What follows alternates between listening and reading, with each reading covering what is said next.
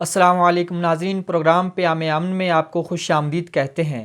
ناظرین، دنیا بھر میں 50 سے زائد اسلامی ممالک ہونے کے باوجود علم میں سے اکثر ممالک میں بد امنی، خلفشار اور قتل و غارت گری جاری ہے۔ ناظرین، ہم سنتے آئے ہیں کہ اسلام کے خلاف اور مسلمانوں کے خلاف شروع سے ہی عالم کفر سازشیں کر رہا ہے، لیکن تاریخ گواہ ہے کہ جب مسلمانوں نے آپس میں اتفاق و اتحاد کا مظاہرہ کیا تو اللہ تعالیٰ نے ان کو کامیابیوں سے نوازا۔ ناظرین، آج کے پروگرام میں ہم اتحاد بین المسلمین کے حوالے سے گفتگو کریں گے اور اس کے حوالے سے پاکستان کا کیا کردار ہے اور پاکستان کی کیا اہمیت ہے۔ اس کے حوالے سے گفتگو کرنے کے لیے ہمارے ساتھ اسٹوڈیو میں موجود ہیں پروفیسر ڈاکٹر پون ساجد نقوی صاحب۔ ڈاکٹر صاحب، آج کے پروگرام میں ہم آپ کو خوش آمدید کہتے ہیں۔ ڈاکٹر صاحب، یہ فرمائیے گا کہ اتحاد اور اتفاق کو سبوتاژ کرنے والے عوامل کون کون سے ہیں؟ بسم اللہ الرحمن الرحیم۔ سب سے پہلے تو آپ کا شکریہ کہ آپ نے اس خوبصورت موضوع پہ مجھے چند کلمات کہنے کا موقع دیا۔ عرض یہ کروں گا کہ ہمیں یہ دیکھنا چاہیے کہ انسان کی تاریخ کو بھی اگر مد نظر رکھیں، جب سے تہذیب کا آغاز ہوا ہے، انسان نے تگ و دو کی ہے مختلف نظام بنانے کی، زندگی گزارنے کے مختلف نظام بنانے کی، اور مذاہب عالم بھی آئے کہ انسان کو ایک لڑی میں پرو دیں اور اس کے لیے ایک بہترین طرز زندگی کو پیش کر سکیں۔ تو تاریخ میں دیکھیں کہ آپس میں مختلف نقطۂ نظر پہ اختلافات بھی پیدا ہوتے رہے۔ آپ مذاہب سے ہٹ کے بھی دیکھیں تو انسان نے بہت سے نظریات پیش کیے جس میں آپس میں اختلافات بھی پیدا ہوئے، لیکن مسئلہ تب بنا جب یہ اختلاف بڑھ کر دشمنی اور ایک بغض کی صورت میں اور تعصب کی صورت میں ظاہر ہوا۔ تو اس میں آپ جب مذاہب کی تاریخ دیکھتے ہیں یا مختلف نظریات کی تاریخ دیکھتے ہیں تو اختلاف بڑھتے بڑھتے یہاں تک جا پہنچا کہ جنگ و جدل تک انسان جا پہنچا، اور قتل و غارت سے تاریخ بھری ہوئی ہے انسان کی۔ اور وہ قرآن مجید میں جیسا کہ خداوند متعال نے جب یہ فرمایا کہ میں زمین پر اپنا خلیفہ بنانے لگا ہوں، تو فرشتوں نے کیا کہا تھا کہ کیا تو اسے خلیفہ بنائے گا جو خون فساد پھیلاتا ہے اور خون ریزی کرتا ہے؟ تو انسان نے ابتدا میں اور اب تک تقریباً کیا تو یہی ہے، اور اس کی بنیادی وجہ یہی بنی کہ عدم تحمل، عدم رواداری، دوسرے کی رائے کا احترام نہ کرنا، دوسرے کی رائے کو ایک دشمنی اور تعصب کی صورت میں دیکھنا اور بنا دینا، تو یہ بنیاد بنی۔ اس کے علاوہ اگلے مرحلے میں آپ یہ دیکھتے ہیں خصوصاً ایک لفظ جو ہمارے ہاں فرقہ واریت کے نام سے ہے۔ فرقہ واریت ظاہر ہے لفظ فرق سے ہے، ایک دوسرے سے جب انسان امتیاز حاصل کرتا ہے فکری حوالے سے یا نظریاتی حوالے سے تو اس کی بھی چند صورتیں ہیں۔ ایک دفعہ یہ ہے کہ آپ میں اور مجھ میں کسی بات پہ اختلاف ہو جاتا ہے، ہم یہ طے کر لیتے ہیں چلے آئیں اختلاف پہ اتفاق کر لیتے ہیں، تو یہ تو ایک بڑی اچھی صورتحال ہے کہ میں آپ کی رائے کا احترام کر رہا ہوں، آپ میری رائے کا احترام کر رہے ہیں۔ لیکن جب اس سے بڑھ جائے اور میں اس پہ زور دینا شروع کروں، نہیں میری بات ہی مانی جائے، میرے پاس ہی دنیا کا آخری سچ ہے اور اس سے علاوہ کوئی سچ موجود نہیں ہے، میں ہی پاک و پاکیزہ ہوں اور مجھ سے بڑھ کر کوئی نہیں، تو وہیں سے تعصب کا آغاز ہوتا ہے اور دوسرے کے خلاف اقدامات کا آغاز ہوتا ہے۔ تو بنیادی چیز عدم تحمل، عدم رواداری ہے، جس سے فرقہ یا ایک فرض کریں ایک مکتب فکر، انسان ایک کسی نظریے کو سوچتا ہے، کسی ایک زاویے سے سوچتا ہے، دوسرا کسی دوسرے زاویے سے سوچ سکتا ہے۔ اس بات کو اگر تسلیم کر لیا جائے تو رواداری خود بخود پیدا ہوگی۔ اسی لیے آپ صلی اللہ علیہ وسلم نے اس کو حسن قرار دیا۔ جی ہاں، بالکل۔ حدیث یہ بھی ہے کہ فرمایا رسول اکرم صلی اللہ علیہ وآلہ وسلم نے کہ اختلاف، میری امت میں اختلاف تو رحمت ہے، یعنی کیا کہ اس حد تک بلکہ میں اس کو آپ دیگر علوم میں لے جائیں، اگر نئے نظریات پیش نہ ہوتے تو نئے نظریے کا پیش ہونا کیا مطلب ہے کہ پچھلے نظریے پہ نقد نہ ہوتی تو انسان پیش رفت کیسے کرتا؟ اختلاف تو پیش رفت کا پیش خیمہ ہے اور ضروری ہے اختلاف، لیکن اختلاف بڑھ کر دشمنی بن جائے، تعصب بن جائے، وہیں سے ساری خرابیوں کا آغاز ہوتا ہے۔ تو ہوا یہ کہ خود دین اسلام میں بھی جب تاریخ آگے بڑھتی ہے اور دور نبوی کے بعد میں آتے ہیں تو اختلافات پیدا ہوتے ہیں، لیکن یہ بھی دیکھ لیجئے کہ جب اختلاف پیدا ہوتا ہے تو بزرگوں میں اور بڑوں میں، اکابرین میں ہوتا ہے، لیکن وہ صرف اختلاف ہی رہتا ہے اور ان کے مابین آپس میں نہایت احترام کا رشتہ قائم ہوتا ہے۔ یہ پیندہ ہوتا ہے جو زیادہ گرم رہتا ہے، یعنی نیچے کے لوگ جن کے پاس علم اور شعور کی کمی ہوتی ہے وہ دست و گریباں ہو جاتے ہیں اور وہیں سے یہ دشمنیوں کا اور بغض کا آغاز ہوتا ہے۔ اور فرقہ واریت سے مراد یہی ہے کہ ایک دوسرے کی رائے کا احترام نہ کرنا، تحمل و رواداری کا نہ ہونا۔ تو سب سے پہلی چیز تو یہ ہے کہ انفرادی طور پہ انسان کے اپنے اندر، ذاتی طور پہ انسان کے اندر ایک برداشت، قوت برداشت اتنی ہونی چاہیے کہ وہ دوسرے کی رائے کا احترام کر سکے۔ اور دوسری بات نرگسیت، جس نے ہمارے مسخ کیا ہے ہماری اس معاشرے کو، اور وہ یہ خود پسندی، یعنی خود پسندی کی بگڑی ہوئی صورت، اپنے آپ کو آخری سچ پہ فائز سمجھنا، یہی ہے۔ تو اگر ہم اس سے ہٹ جائیں، نرگسیت، خود پسندی چھوڑ دیں اور دوسرے کی رائے کا احترام شروع کریں تو میرے خیال میں نہ فرقہ واریت ہوگی اور نہ اس قسم کی بدامنی معاشرے میں پیدا ہوگی جو کہ اس کی بڑی ہوئی صورت۔ ڈاکٹر صاحب کیا وجوہات ہیں کہ قرآن و حدیث میں ہمیں بار بار اتفاق و اتحاد کا درس ملتا ہے؟ سورہ انفال میں بھی دیکھ لیں، سورہ آل عمران میں بھی دیکھ لیں، تو نرگسیت اس حد تک بڑھ جاتی ہے کہ انسان قرآن و حدیث کے احکامات کو پیچھے چھوڑ دیتا ہے اور وہ اختلاف رائے میں اس حد تک آگے چلا جاتا ہے کہ تعصب اور عدم برداشت کا شکار ہو جاتا ہے۔ میں یہ سمجھتا ہوں کہ اصل میں ہمارا آئیڈینٹی پہ زیادہ زور دینا اور کانٹینٹ کو چھوڑ دینا، یعنی یہ ایک تھوڑا علمی اس پہ نکات آ جاتے ہیں کہ ہم جو مغز کلام ہے، جیسے ہمارے سامنے جو اس کتاب موجود ہے قرآن مجید کی صورت میں، جو اس کا مغز ہے، جو اس کا نچوڑ ہے، ہم اس کو چھوڑ کے ہم اپنی جو فرقہ وارانہ جو آئیڈینٹی ہے اس کے اوپر جب زیادہ زور ڈالنا شروع کر دیتے ہیں تو اس وقت آپس میں یہ تعصب پیدا ہونا شروع ہو جاتا ہے۔ قرآن مجید میں بار بار یہ پکار موجود ہے کہ وَاعْتَصِمُوا بِحَبْلِ اللَّهِ جَمِيعًا وَلَا تَفَرَّقُوا، بار بار یہ پکار موجود ہے کہ اللہ کی رسی کو مضبوطی سے تھام لو۔ تو اتفاق و اتحاد کا درس تو آپ کو جو بنیادی دینی مصادر ہیں اس میں بھی ملتا ہے، اور بلکہ میں یہ بھی کہوں گا کہ شاید اگر مذاہب عالم کا بھی نہایت کھلے دل سے مطالعہ کیا جائے تو مذاہب عالم کی جو بنیادی کتب ہیں کسی میں بھی نفرتیں موجود نہیں ہیں، محبتیں ہی محبتیں ہیں۔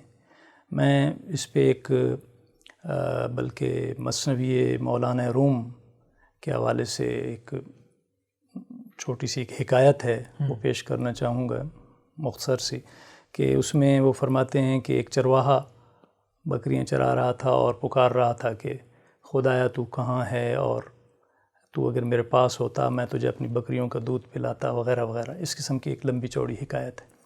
تو حضرت موسیٰ علیہ السلام نے فرمایا کہ یہ کیا تو بات کر رہا ہے، یہ کس ہستی کے بارے میں بات کر رہا ہے، تو توہین کر رہا ہے اس ہستی کی۔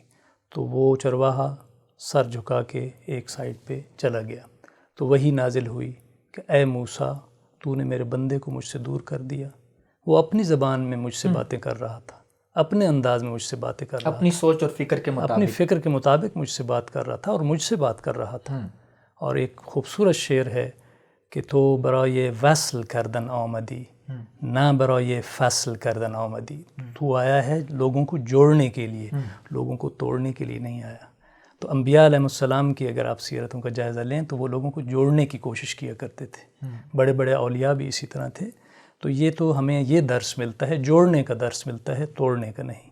اور جڑ تب سکتے ہیں کہ ایک دوسرے کی برداشت اور تحمل پیدا ہو۔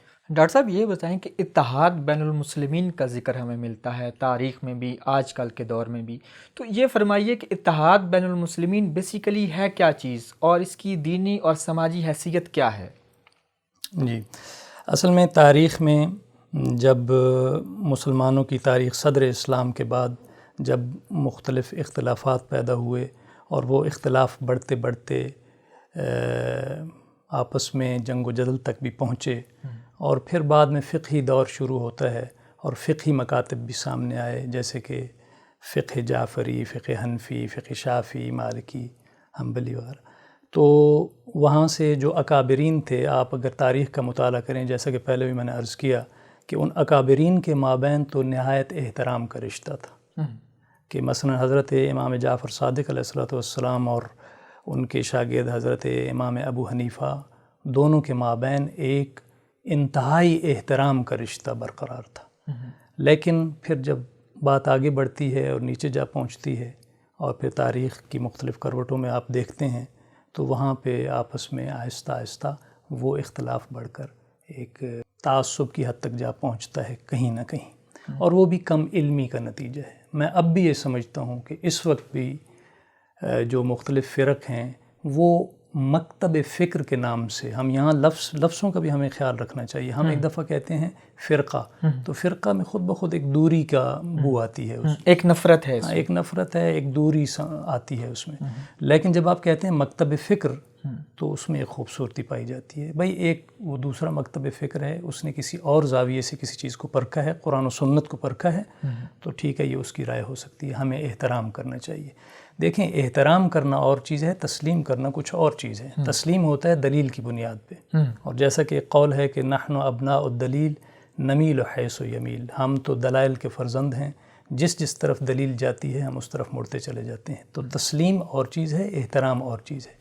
اتحاد کا مطلب یہ ہے کہ اپنے موقف کو پر قائم رہتے ہوئے دوسرے کے موقف کا احترام کرنا، اور اس میں اگر آپ قرآن مجید میں دیکھتے ہیں تو قرآن مجید کی واضح آیات موجود ہیں کہ ایک دوسرے کے مقدسات کو برا بھلا مت کہو، یعنی ایک دوسرے کے خدا کو، جھوٹے خدا کو بھی برا مت کہو، وہ تمہارے سچے خدا کو برا کہیں گے، اس کے مقام و مرتبے کو جانے بغیر، یعنی کہ عمل کا رد عمل جو ہوگا وہ خطرناک ہوگا۔ جی ہاں، بالکل۔ تو جب بات یہاں تک آ پہنچتی ہے کہ ایک دوسرے کے خلاف گالم گلوچ اور بد زبانی شروع ہو جائے، تو وہاں سے آغاز ہوتا ہے تعصبانہ سوچ کا۔ تو میرے خیال میں ہمیں سب سے پہلے جس چیز کی ضرورت ہے اپنی زبان پہ کنٹرول کرنے کی۔ ایک بات اور میں نقطہ ضرور یہ عرض کرنا چاہوں گا کہ ہم ایک لفظ سنتے ہیں مومن اور ایک لفظ سنتے ہیں مسلم، تو یہ ذہن میں رکھیے کہ مومن کا یعنی ایمان کا تعلق انسان کے عقیدے سے ہے، یعنی ذہنی دنیا سے۔ آپ نے یہاں پہ تسلیم کرنا ہے کسی شے کو تو وہ ایمان ہے، لیکن مسلم کا تعلق آپ کے عمل سے ہے۔ اسی وجہ سے رسول اکرم صلی اللہ علیہ وآلہ وسلم کی وہ معروف حدیث جو تمام فرق میں مشہور ہے کہ المسلم من سلم المسلمون بلسانہ و یدہ، مسلمان وہ ہے جس کے ہاتھ اور زبان سے دوسرے مسلمان محفوظ رہیں۔ دیکھیں، انسان تین چیزوں کا مرکب ہے، فکر، زبان اور عمل۔ تو اب یہ دیکھ لیں جہاں وہاں کہا جا رہا ہے ہاتھ اور زبان سے، اس کا مطلب مراد عمل ہے۔ فکر کا تعلق آپ کے ایمان سے، آپ کے نظریے سے ہے۔ آپ اپنے نظریے پہ قائم رہیں، لیکن اپنے ہاتھ اور زبان کو کنٹرول میں رکھیں، دوسرے کے نظریے کا احترام کریں، اس پہ زبان کے ذریعے بھی تجاوز نہ کریں اور عمل کے ذریعے بھی اس پہ تجاوز نہ کریں۔ اگر آپ کی دلیل مضبوط ہوگی تو آپ کو کیا ضرورت ہے اتنی زیادہ تگ و دو کرنے کی؟ دلیل اپنے آپ کو خود منوا لیا کرتی ہے۔ وہ حضرت علی علیہ السلام کا وہ قول کہ من صار علی الحق فصرعہ، کہ جو حق سے ٹکراتا ہے حق خود بخود اسے پسپا کر دیتا ہے، پامال کر دیتا ہے۔ تو بات یہ ہے کہ آپ کی دلیل میں اگر وزن ہے تو اپنی دلیل کے وزن کو آزمائیے، اپنی آوازوں کو اونچا نہ کیجیے، اپنی زبان کو بد زبانی سے آلودہ نہ کیجیے، اور ایسی حرکات سے محفوظ رہیں کہ جو دوسروں کو نقصان دے۔ بالکل ایسے ہی ہے، ایسی چیز جس سے دوسرے کی بے احترامی ہوتی ہو۔ دوسرے، یہ کیسے ہو سکتا ہے کہ آپ کسی کو تھپڑ ماریں اور کسی کو گالی دیں اور پھر یہ بھی توقع کریں کہ وہ آپ کی بات کو دل سے تسلیم کر لے؟ یہ ہو نہیں سکتا۔ جبر کا نام ہی نہیں ہے ہمارے تو دین میں، قرآن میں کوئی جبر کا کہیں پہ وہم و گمان موجود نہیں ہے۔ لا اکراہ فی الدین قد تبین الرشد من الغی، حتیٰ کہ ایک آیت میں تو یہاں تک فرما دیا گیا رسول اکرم صلی اللہ علیہ وآلہ وسلم کو مخاطب کر کے، انت مذکر لست علیہم بمسیطر، اے حبیب آپ صرف تذکرہ کرنے والے ہیں، آپ بیان کرنے والے ہیں، آپ بھی مسلط کرنے والے نہیں ہیں دوسرے پہ۔ جب ان جیسی ہستی کو یہ فرما دیا گیا کہ آپ مسلط نہیں کرنے والے، تو ہم کون ہیں پھر؟ ہمیں تو زیادہ تحمل اور رواداری کا مظاہرہ کرنا ہے، ان کی سیرت سے کسب کرنا ہے اس چیز کو۔ وہاں یہ بھی ہے کہ اے حبیب، اگر آپ اتنے نرم خو نہ ہوتے تو اتنی دنیا آپ کے گرد اکٹھی نہ ہو چکی ہوتی۔ ڈاکٹر صاحب یہ بتائیے گا، اتحاد بین المسلمین کیسے ممکن ہے؟ اس کے لیے سب سے میں سمجھتا ہوں کہ 2 سطوحات ہیں جن پہ کام ہونا چاہیے۔ ایک ہے انڈیویجول سطح، اور وہ آپ کے گھر سے شروع ہوتی ہے، آپ کے بچے کی تربیت سے شروع ہوتی ہے۔ اپنے بچوں میں تحمل و برداشت اور زبان اور ان کے عمل کو کنٹرول کرنے کا آغاز کرنا چاہیے ہمیں۔ گھر سے تربیت کا آغاز ہوگا۔ یہ کنٹرول کیسے ہوگا؟ اس کے لیے کچھ زبردستی کرنا پڑتی ہے یا کاؤنسلنگ کی ضرورت ہوتی ہے؟ اس میں جو بنیادی رول ہے والدین کا اور ریاست کا ہے، یہ ضرور ذہن میں رہنا چاہیے۔ والدین پہلے استاد ہیں اپنے بچوں کے، اور یہ یاد رکھیے کہ جو حکمران ہوتے ہیں وہ آپ کی بیرونی دنیا کو فیسیلیٹیٹ کرتے ہیں، اور جو استاد ہوتے ہیں وہ آپ کی اندرونی دنیا کو روشن کرتے ہیں۔ تو والدین بھی اساتذہ میں سے استاد ہیں۔ ماں کی گود اولین درسگاہ ہے، تو وہاں سے بچے کے سامنے یہ بھی ذہن میں رہے کہ الفاظ سے تربیت نہیں ہوا کرتی، کردار سے تربیت ہوتی ہے۔ آپ کے اپنے اندر نہیں ہوگا تو لفظوں سے جو مرضی کہتے رہیں وہ مانیں گے نہیں۔ تو پہلے تو تربیت کریں بچوں کی، ان کے اندر ایک ٹالرنس، ان کی زبان کی شستگی اور صفائی پہ زور دیں، اور اس کے علاوہ ان کا دیگر جو کردار ہے، کرداری خصوصیات ہیں اس پہ۔ پھر اس کے بعد آپ آ جائیں سوسائٹی میں۔ سوسائٹی میں مختلف گروہ ہوتے ہیں، جیسے انسٹیٹیوشنز ہیں، جو ایجوکیشنل انسٹیٹیوشنز ہیں، تو آپ اس میں دیکھیں، اس میں اساتذہ کرام کا بہت بڑا کردار ہے، اور اس ماحول کا بڑا کردار ہے۔ آپ کے اگر انسٹیٹیوشن میں آپ دیکھتے ہیں کہ ایک انارکی ہے، ایک درہم برہم نظام ہے، تو کیا سیکھے گا وہاں سے؟ یونٹی تو ایک نظم کا نام ہے۔ اگر آپ کے پاس نظم و ضبط نہیں ہے تو یونٹی خاک پیدا ہونی ہے، اتحاد خاک پیدا ہونا ہے۔ تو اس میں والدین کا، پھر ریاست کا، سماجی گروہوں کا، پارٹیوں کا، خصوصاً مذہبی جماعتوں کا بہت مین کردار ہے، بنیادی کردار ہے نظم و ضبط کے حوالے سے۔ جی ہاں، اور خاص نظم میں آپ یہ کہہ لیں کہ جب ہم مسلمان کی بات کرتے ہیں تو پھر وہی مسلمانی پہ زور ہونا ضروری ہے کہ آپ کا زبان اور عمل آپ کے کردار کی گواہی دے۔ زبان اور عمل آپ کے کردار کی گواہی دے۔ ناظرین، پروگرام جاری ہے، ملتے ہیں ایک چھوٹے سے بریک کے بعد۔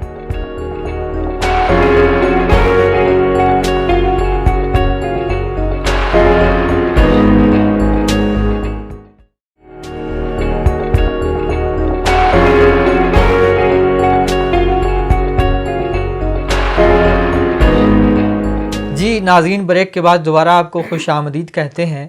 ڈاکٹر صاحب، آپ اتحاد بین المسلمین کی اہمیت، سماجی اہمیت اور دینی اہمیت کے حوالے سے گفتگو کر رہے تھے۔ جی، میں عرض کر رہا تھا، پہلے بھی عرض کیا کہ قرآن مجید میں جیسے ہے کہ وَاعْتَصِمُوا بِحَبْلِ اللَّهِ جَمِيعًا وَلَا تَفَرَّقُوا، تو اس کی دینی اہمیت تو بہت ہی واضح ہے کہ دین ہے ہی بنیادی طور پر انسانوں کو ایک لڑی میں پرونے کے لیے۔ یہ انسان کا عمل ہے کہ اس نے اس کو ایک اختلاف کا اور دشمنی کا ایک ٹول بنا کے رکھ لیا۔ اور اس کے علاوہ یہ ہے کہ آپ کے سماج میں فقط مسلمان ہی نہیں بستے بلکہ دیگر اقلیتیں بھی ہیں۔ اور جب ہمارا دعویٰ یہ ہے کہ ہمارا دین فقط کسی فرقے کی میراث نہیں ہے، کسی ایک گروہ کے لیے نہیں ہے، بلکہ بشریت کے لیے ہے، انسانیت کے لیے ہے، تو ہمیں اتحاد بین المسلمین سے بھی آگے بڑھ کے بلکہ اتحاد بین الادیان اور اتحاد بین البشریت کی طرف جانا ہے۔ تو یہ تو اتحاد بین المسلمین تو ایک سنگ میل ہے، ایک ابتدائی مرحلہ ہے جو کہ ہم چونکہ ایک مسلمان ملک ہے، مسلمان معاشرہ ہے، تو اس لیے ہم اس پہ ہی سب سے زیادہ دباؤ دیتے ہیں، اسی کی بات کرتے ہیں۔ تو اتحاد بین المسلمین کی سماجی حیثیت یہ ہے کہ جب مسلمانوں میں آپس میں یونٹی ہوگی تو خود بخود وہ دیگر اقلیتوں کے بارے میں بھی ایک نرم نقطہ نگاہ پہ سامنے رکھیں گے، اور ان کا عمل بھی اس کے مطابق ہوتا چلا جائے گا، اور ان کی زبان اور عمل سے کوئی بھی پھر گزند نہیں پہنچے گی کسی۔ دوسرے الفاظ میں ڈاکٹر صاحب، یہ اس لیے بھی شاید ضروری ہے کہ ہمارے جو معاشرے میں لوگ دیکھتے ہیں کہ آپ دیکھ لیں مسئلہ کشمیر کے حوالے سے یا مسئلہ فلسطین کے حوالے سے بھی ہمارے مسلمان آپس میں ایک پیج پر نہیں ہیں، تو اس لیے بھی اس کی اہمیت اور اس کی ضرورت پر زور دیا جاتا ہے۔ تو بات یہی ہے کہ وہ جو ہم بچپن میں کہانیاں پڑھا کرتے تھے کہ وہ لکڑیوں کا گٹھا اور اس کا الگ الگ ہو کے وہ اس لکڑی کا ٹوٹ جانا لیکن گٹھے کی صورت میں وہ نہ ٹوٹنا عام بچوں کی کہانی ہے، تو وہ یہی ہے کہ جب ہمارے اندر یونٹی نہیں ہوگی، اتحاد اور اتفاق نہیں ہوگا، تو ہمیں الگ الگ کر کے مار دیا جائے گا، چاہے فلسطین ہو، کشمیر ہو، یمن ہو، دیگر بہت سے دنیا میں جہاں جہاں اس وقت بے گناہ، لیبیا، مصر، عراق ہمارے سامنے ساری، جی ہاں بالکل، بے گناہ انسانوں کی خون کی سے ہولی کھیلی جا رہی ہے، اور صرف مسلمانوں کی بات نہیں، اس میں آپ بشریت کی بات کریں، کیونکہ قرآن مجید تو بشریت کی بات کر رہا ہے کہ جس نے کسی ایک انسان کو قتل کیا، بے گناہ قتل کیا، اس نے گویا پوری انسانیت کو قتل کیا۔ تو دنیا میں جہاں جہاں کہیں پہ ظلم ہو رہا ہے، تو اس حوالے سے حضرت علی کا وہ معروف قول کہ کونوا للظالم خصما وللمظلوم عونا، کہ ہر ظالم کے دشمن اور ہر مظلوم کے مددگار بنو، تو اس میں کسی گروہ، کسی فرقے، کسی دین کی بات نہیں ہے، انسانیت کی بات آ رہی ہے۔ تو قرآن مجید تو انسانیت کی بات کر رہا ہے، اور ہم سماج کی بات اگر کرتے ہیں تو ہمیں چونکہ اپنے آپ سے آغاز کرنا ہے، لہٰذا ہم اتحاد بین المسلمین کی پہلے مرحلے میں بات کرتے ہیں، اس سے اگلے مرحلے میں ہم اتحاد بین الادیان اور اتحاد بشریت کی بات کریں گے، چونکہ ہمارا مطمع نظر بالآخر بشریت ہی ہے اور انسانیت ہے۔ تو دنیا میں جہاں کہیں بھی ظلم ہو رہا ہے، فلسطین میں دیکھیں یا کشمیر میں دیکھیں، ہمیں اس کے لیے آواز بلند کرنا ہماری دینی، سماجی، اخلاقی ذمہ داری ہے۔ حتیٰ کہ قانون کے حوالے سے بھی دیکھیں تو قائد اعظم رحمۃ اللہ علیہ نے کیا فرمایا تھا اسرائیل کے حوالے سے، واضح ان کا موقف تھا، یعنی اتنا واضح موقف شاید ہی اس وقت کسی سربراہ مملکت کا ہو جو قائد اعظم نے فرمایا تھا کہ وہ ایک غیر قانونی اسٹیٹ ہے، غیر قانونی ریاست ہے، اور ہمارے تو پاسپورٹ پہ لکھا ہوا ہے کہ وہاں اس کے بارے میں جو کامنٹس لکھے ہوئے ہیں، تو بڑا واضح ہے جب قانونی لحاظ سے وہ نہیں ہے، اور اس کے علاوہ فلسطینیوں کے حقوق پامال کیے جا رہے ہیں، چاہے اس میں آپ دیکھیں فلسطینیوں میں بھی متنوع ہیں، وہاں کوئی ایک فرقہ یا ایک دین تو نہیں ہے، لوگ اس چیز سے ناآگاہ ہیں کہ وہاں ایک بڑی تعداد کرسچنز کی ہے، دیگر ادیان کی بھی ہے، جو کہ اس موومنٹ کا حصہ ہیں، آزادی کی تحریک کا، تو مسلمانوں کے ساتھ ساتھ تو بحیثیت مسلم کیوں ہماری ذمہ داری بنتی ہے؟ اس لیے کہ ہم قرآن کو دیکھتے ہیں، قرآن ہماری وہ بنیادی رسی ہے جس کو پکڑنے کا کہا گیا ہے، تو قرآن یہ فرما رہا ہے، قرآن کا یہ حکم ہے کہ اتحاد و وحدت اختیار کرو، تو یہ ہمارا دین کا حکم ہے، اور یہی ہم سے انسانیت بھی یہی چاہتی ہے۔ تو یہ اس کے دونوں پہلو ہیں کہ ہمارا فریضہ کیا بنتا ہے۔ اچھا ڈاکٹر صاحب یہ بتائیے گا، اتحاد بین المسلمین کے حوالے سے پاکستان جو ہے اس کا کیا کردار رہا ہے اور کیا کردار ادا کر سکتا ہے، اس کی اہمیت کیا ہے؟ پاکستان چونکہ ہم اپنی تاریخ میں یہی پڑھتے ہیں کہ اسلام کے نام پہ بنایا گیا، اور جب بنیاد اگر اس کی یہ ہے اور ہم نے ایک اسلامی نظام کی بات کرنی ہے، اسلام کی نظام یعنی سلامتی کا نظام، ہم نے دنیا کے سامنے سلامتی کا ایک نمونہ بننا ہے، لیکن افسوس کی بات یہ ہے کہ ہم اس کا برعکس ابھی تک دکھا پا رہے ہیں، لیکن اہمیت اپنی جگہ پر موجود ہے۔ بر صغیر کے مسلمانوں کی اہمیت دنیا میں ہے اس لحاظ سے کہ ایک بڑی آبادی تھی، اور اس بڑی آبادی نے اس دین کو قبول کیا، اور اس وجہ سے قبول کیا کہ ایک سلامتی کا دین تھا۔ پھر ہم نے اس میں سے اپنے طور پر بہت سی ترامیم کر کے اس کو کیا سے کیا بنا ڈالا، اور انسانوں کے لیے مشکلات کھڑی کر لیں، یہ الگ چیز ہے۔ میں ایک اور بات بھی، ایک اور نقطہ بھی عرض کرتا چلوں کہ عموماً مفاد پرست قوتیں ہوتی ہیں جو کسی بھی نظریے کو اپنے خاص مفادات کے لیے استعمال کرتی ہیں، اور افسوسناک بات یہ ہے کہ دنیا میں مذہب کو ایز اے ٹول یوز کیا گیا ہے بہت سی جگہوں پہ، ہمارے ہاں بھی ایسا ہوا ہے، یعنی ایسی مفاد پرست قوتیں موجود ہیں جن کا طریقہ کار ہی یہ ہے کہ ڈیوائیڈ اینڈ رول۔ ان کے لیے تو بڑی اچھی بات ہے کہ مسلمان بھی آپس میں فرقہ فرقہ ہو جائیں، اور دیگر سماجی گروہ بھی ٹکڑے ٹکڑے ہو جائیں تاکہ ان کے مفادات محفوظ رہیں۔ تو پاکستان ہم بحیثیت ہمارے وطن کے، ہماری ذمہ داری یہ ہے کہ اس کو امن کا نمونہ بنائیں، انسانیت کا ایک خوبصورت نمونے کے طور پہ پیش کریں، سلامتی کا نمونہ بنائیں۔ تو جب ہماری بنیاد اس پہ ہے تو پھر ہم کہاں جا رہے ہیں؟ فَأَيْنَ تَذْهَبُونَ، قرآن کی آیت یہ ہے کہ کدھر جا رہے ہو؟ جو راستہ تمہیں دکھایا گیا تھا اس کو ترک کر کے جا رہے ہو؟ تو راستہ یہ ہے کہ ہم نے امن و سلامتی کا ایک نمونہ بننا ہے، اور پاکستان کی اپنی اہمیت ہے۔ کیسے اہمیت ہے؟ کئی حوالوں سے اہمیت ہے۔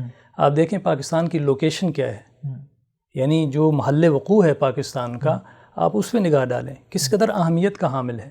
اور اگر پاکستان میں ہم ایک خوبصورت معاشرہ تشکیل دے لیتے ہیں تو ہمارے ارد گرد کے معاشروں کے لیے بھی وہ ایک امن کا پیغام لے کر آئے گا اور انسانی معاشرہ ترقی کر سکے گا۔ لہٰذا پاکستان کی اہمیت کو نظر انداز نہیں کیا جا سکتا ہرگز، اور خصوصاً پھر مسلم ممالک میں پاکستان کی اپنے محل وقوع کی وجہ سے بھی اہمیت ہے۔ اور ماشاءاللہ خدا نے اس دھرتی کو جو نعمات سے سرفراز کر رکھا ہے، ہمیں کم از کم اس کا بھی خیال ہونا چاہیے۔ ہم کفران نعمت نہ کریں کہ ہمارے پاس خدا نے اتنے قدرتی وسائل دیے ہیں جس سے ہم اپنے ملک کی مضبوطی کے لیے کام کر سکتے ہیں، لیکن اس کے لیے سب سے پہلی شرط یہ ہے کہ ہمارے اپنے اندر اتحاد و وحدت ہو۔ تو اس لیے میں سمجھتا ہوں کہ ملک کی مضبوطی کے لیے بھی اور عالمی معاشرے میں اپنے مؤثر کردار کے لیے بھی ہمیں ایک پرامن پاکستان اور ترقی کرتا ہوا پاکستان بننا چاہیے۔ ڈاکٹر صاحب یہ بتائیں کہ پاکستان میں امن کیسے ممکن ہے؟ مطلب ہمارا معاشرہ بالکل پرامن کیسے ہو سکتا ہے کہ جو ایک دوسرے کے جو اختلاف رائے ہے اس کو برداشت کرے اور اپنے آپ کو جو ہے وہ درست سمت میں ہم لے کے جا سکیں؟ جی، اس میں یہ عرض کروں گا، چونکہ پاکستانی معاشرہ ایک مذہبی معاشرہ ہے بنیادی طور پہ، تو یہاں پہ جو مذہبی گروہ ہیں اور جو ان کے اکابرین ہیں، ان کی سب سے بڑی ذمہ داری بنتی ہے، سب سے بڑی ذمہ داری ان کی ہے۔ ان کو اپنے اپنے مکتب فکر میں اپنے لوگوں کو یہ آگاہ کرنا چاہیے کہ دیکھو ہمارے اندر ہی کچھ لوگ موجود ہیں نچلی سطوحات پہ جو باعث بنتے ہیں آپس میں افتراق کا اور دوری کا۔ ہمیں ان لوگوں کو ایک تو دریافت کرنا ہے، ان کی شناخت کرنی ہے اور اپنے لوگوں کو بتانا ہے، ہر مکتب فکر کی بات کر رہا ہوں، بتانا ہے کہ دیکھو یہ ہمارے ہی گروہ میں سے نکلے ہوئے ہیں جو معاشرے میں اس وقت انارکی پیدا کر رہے ہیں اور تشدد اور دہشت گردی کو فروغ دے رہے ہیں، یہ بتانا بڑا ضروری ہے۔ اور دوسری بات یہ کہ انہی اکابرین کو نمونہ بننا ہے اپنے اپنے مکتب فکر کے لوگوں کے لیے۔ میں نے عرض کیا کہ چونکہ مذہبی معاشرہ ہے، لہٰذا مذہبی جماعتوں کا اور مذہبی اکابرین کا سب سے پہلا فریضہ ہے کہ وہ اپنے آپ کو ایک ماڈل کے طور پہ پیش کریں۔ اور الحمدللہ تاریخ اعتبار سے اگر آپ دیکھیں تو 90s میں اور بہت پرانی کوششیں کی ہیں اکابرین نے، اور ملی یکجہتی کونسل کی صورت میں تمام سنی و شیعہ جماعتوں کا اتحاد وجود میں آیا، ان کے مابین ضابطۂ اخلاق وجود میں آیا جو تحریری صورتوں میں موجود ہے، اور اب بھی وہ جماعتیں کسی نہ کسی فورم پہ ان کے اکابرین اکٹھے موجود ہیں، اور یہ بڑی خوشائند بات ہے۔ بلکہ میں اس پہ یہ بھی کہوں گا کہ شاید مسلم ممالک میں پاکستان وہ واحد ملک ہے جس نے اتحاد بین المسلمین کا ایک فقید المثال نمونہ پیش کیا ہے، اگر آپ غور کریں۔ یہ الگ بات ہے کہ ہماری پروپیگیشن کی دنیا میں، سیاسی دنیا میں، چونکہ ایک دوسرے کی ٹانگیں کھینچنا ایک ہمارا وتیرہ ہے جس کی وجہ سے یہ چیز بیک گراؤنڈ میں چلی جاتی ہے۔ ہمیں یہ دیکھنا ہے کہ چاہے سیاسی اتحاد بن رہے ہوں یا دینی اتحاد، ہمیں ان کو یونٹی کے نقطہ نگاہ سے دیکھنا ہے کہ ان کی کیا اہمیت ہے اور پاکستان کے لیے ان کی کیا افادہ۔ مطلب ہمیں اتحاد کی اہمیت پر فوکس کرنا ہے، بہت زیادہ فوکس کرنا ہے، اور خصوصاً انہی لوگوں نے کردار ادا کرنا ہے جو ہم جنہیں اکابرین کہہ رہے ہیں۔ ڈاکٹر صاحب یہ بتائیے کہ جو ہمارے تعلیمی ادارے ہیں وہ مذہبی بھی ہیں، وہ سرکاری ہیں، وہ غیر سرکاری ہیں، دنیاوی تعلیم، سائنسی تعلیم، آپ کیا سمجھتے ہیں کہ اس اتحاد کے حوالے سے وہ کیا کردار ادا کر سکتے ہیں؟ بالکل، دیکھیں خصوصاً یونیورسٹی لیول کا تو میں کہوں گا، اس لیے کہ میں خود ایک یونیورسٹی میں موجود ہوں، کہ یونیورسٹی لیول میں پہنچا ہوا نوجوان سب سے زیادہ ضرورت ہے اس کو ان مفاہیم سے آشنا کرنے کی۔ میں نے آپ کے کلاس پروگرام میں بھی ایک بات کی تھی کہ افسوسناک بات یہ ہے کہ ہمارے ادارے جو ہیں وہ ڈگریاں بانٹنے کی ایک مشینیں بن چکے ہیں، اور طلبہ و طالبات کی کوئی تہذیبی پیش رفت کے لیے کچھ خاص اقدامات موجود نہیں ہیں۔ ہم سائنسی علوم اور جو ٹیکنیکل علوم ہیں اور مینجمنٹ کے جو علوم ہیں ان پہ تو بہت زیادہ توجہ دیتے ہیں کہ ان سے ہمارے معاش کا تعلق ہے، لیکن ہم یہ بھول جاتے ہیں کہ روٹی کمانا تو یہ سیکھ لیں گے لیکن روٹی بانٹنا نہیں سیکھیں گے۔ روٹی بانٹی جاتی ہے ایک دوسرے کے ساتھ محبت سے، تہذیب کے ارتقاء سے انسانوں کے مابین، اور تہذیب کا ارتقاء میں سے ایک بہت بنیادی ایلیمنٹ ہے اتحاد و وحدت۔ تو ہمیں تو تعلیمی اداروں میں اور تدریسی اداروں میں بہت اس پہ زور دینا چاہیے، آپس میں ایک جسے آپ ریلیجیس ہارمنی کہتے ہیں، انٹرفیتھ ہارمنی کہتے ہیں، اس پہ زیادہ سے زیادہ پروگرام ہونے چاہیے۔ ڈاکٹر صاحب آپ یونیورسٹی کی بات کر رہے ہیں، آپ کیا سمجھتے ہیں کہ یونیورسٹی تک پہنچنے تک ایک طالب علم جو ہے اس کی فکر وہ غیر حتمی مراحل میں ہو یا جس مرحلے پر بھی ہو، ایک سوچ اس کی بن جاتی ہے ایک فکر لے کے وہ آ جاتا ہے. تو جب اس کی فکر اور سوچ بن جاتی ہے اس وقت وہ بنتی ہے تو وہ اسکول کے مراحل میں ہوتا ہے یا وہ مدرسے کے مراحل میں ہوتا ہے. تو آپ کیا سمجھتے ہیں کہ اس وقت اس کی کونسلنگ کی زیادہ ضرورت ہے کہ یا یونیورسٹی میں جب ایک بندہ آ جاتا ہے یا طالب علم آ جاتا ہے تو وہاں پر بھی اس کو گائیڈ کیا جا سکتا ہے؟ نہیں، میں نے تو جیسے عرض کیا پہلے کہ اس کا آغاز تو گھر سے ہوتا ہے. میں نے یہ عرض کیا تھا کہ سب سے پہلی ذمہ داری والدین کی ہے. اس کا آغاز تو گھر سے ہو، اسکول تو پھر اگلا مرحلہ ہے، اور پھر اسکول کی ذمہ داری بھی ہے. اسکول بچے کو اسکول بھیجا کیوں جاتا ہے؟ کئی ایسے والدین ہیں جو شاید ایک دو ملے ہیں جو کہ اسکول کے بھی قائل نہیں ہیں، وہ تو بچے کو گھر میں ہی تربیت دینے کے قائل ہیں، لیکن وہ یہ بھول جاتے ہیں کہ اسکول وہ پہلا ادارہ ہے جو بچے کی سوشل اویئرنیس اور اس کی سوشل ٹریننگ کے لیے. تو جہاں سوشل ٹریننگ کا آغاز ہو رہا ہے سوسائٹی کا، تو وہاں اگر آپ نے اس کو نظم و ضبط اور اتحاد و وحدت نہ سکھایا تو پھر کیا سکھایا؟ تو لہٰذا اسکول سے ہی آغاز ہوتا ہے، اس میں کوئی شک نہیں. گھر سے آغاز ہوتا ہے اور اسکول اس کا اگلا مرحلہ ہے، اور کالج لیول پہ اس سے زیادہ اہمیت بڑھتی چلی جاتی ہے. اور جوانی کی جو عمر ہے وہ تو بڑی ایک پرجوش عمر ہے، اور اس میں تو آپ نے جو کچھ اس کے اس فلیکسیبل ایج میں جو کچھ ڈال دینا ہے وہ اس کی مزاج کا حصہ بن جانا ہے. اور جب مزاج بن گیا اور وہ پختہ ہو گیا پھر وہ مزاج بدلتے نہیں ہیں. وہ کہتے ہیں کہ بڑھاپا ایک خشک لکڑی کی مانند ہے، وہ ٹوٹ جائے گا، مڑ نہیں سکتا. تو لہٰذا اس ایج سے پہلے، پختگی کی ایج سے پہلے نوجوانوں کو سکھا لیجئے اس بات پہ ایک دوسرے کا احترام، اور ان کی زبان اور عمل کو ایک خاص نظم میں لے آئیے. اور اس کے لیے تعلیمی ادارے بنیادی اور اساسی کردار ادا کر سکتے ہیں، جو کہ ابھی تک وہ ایک ہمارے پاس کوئی ایسا نمونہ ایسا. ڈاکٹر صاحب آپ کیا سمجھتے ہیں کہ اس حوالے سے پھر والدین کو بھی کاؤنسلنگ کی ضرورت ہے؟ بالکل ضرورت ہے، والدین کو بھی کاؤنسلنگ کی ضرورت ہے. اور چونکہ یہ بنیادی کام ریاست کا ہے، ریاستی سطح پہ، حکومتی اور قومی سطح پہ ایسے سیمینارز، ایسے پروگرامز، ایسی ورکشاپس ہونی چاہیے. مختصر، زیادہ بوجھ بھی نہ بنایا جائے لوگوں پر، لیکن ہونی چاہیے جس میں وہ اپنے بچے کو تربیت کے اس پہلوؤں کو بھی ان کے سامنے رکھنا چاہیے تاکہ ایک اچھی سوسائٹی تشکیل پا سکے. ہم نے ایک اچھا معاشرہ اور برتر معاشرہ بنانا ہے. تو یہ ہمیں ذہن میں رہنا چاہیے کہ انبیاء علیہ السلام کی تعلیمات صرف انسان کے انٹرنل تربیت نہیں تھی، بلکہ ایک برتر معاشرے کے قیام کے لیے بھی تھی اور ایک عادلانہ نظام کے قیام کے لیے تھی. مطلب ڈاکٹر صاحب اتحاد جو ہے وہ گھر سے شروع ہوگا، اس کے لیے کاؤنسلنگ جو ہے تربیت وہ گھر سے شروع ہوگی، پھر اگلے مرحلے میں سکول، کالجز، پھر ریاست کی ذمہ داری آتی ہے. جی ہاں، بالکل ایسے یہ مرحلہ بمرحلہ ہے. اور لیکن ہر جگہ پہ انڈیویجول بھی اپنا کردار ادا کر رہا ہے. میں مثلاً فرض کریں میں اگر ایک استاد ہوں، میں یہ نہیں کہہ سکتا کہ میں یونیورسٹی جاؤں گا تو تب میں اس پر عمل کروں گا. نہیں، مجھے اپنی زندگی کے ہر مرحلے میں جہاں جس سے بھی بات ہو رہی ہے مجھے محبت اور اتحاد اور وحدت کی بات کرنی ہے، مجسم نمونہ بننا ہے، تب میں اپنے بچوں کو کچھ سکھا سکتا ہوں. ڈاکٹر صاحب آپ کا بہت شکریہ، آج آپ ہمارے پروگرام میں تشریف لائے. ناظرین، یہاں پر پروگرام کا وقت ختم ہوتا ہے، اجازت دیجیے، اللہ حافظ.